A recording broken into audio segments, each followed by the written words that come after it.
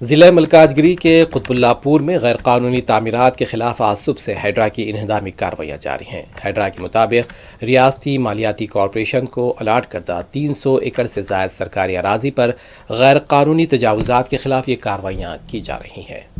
اس سلسلے میں ضلع کلکٹر نے کل سروے نمبر 307 کا دورہ کیا تھا۔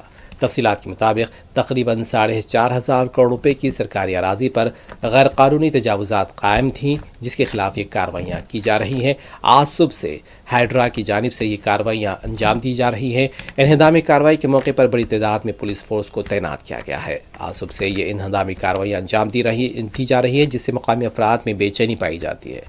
انہوں نے انہدامی کارروائی کے خلاف احتجاج کیا ہے۔ متاثرین کا کہنا تھا کہ انہوں نے بھاری رقومات ادا کرتے ہوئے یہ مکانات، یہ زمین خریدے ہیں، لیکن ان کا کہنا تھا کہ بیچنے والوں کے خلاف، فروخت کرنے والوں کے خلاف تو کارروائی نہیں کی جا رہی ہے، لیکن انہیں بے گھر کیا جا رہا ہے۔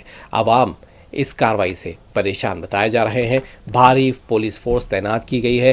ہیڈرا کی جانب سے آج صبح سے کارروائی انجام دی جا رہی ہے۔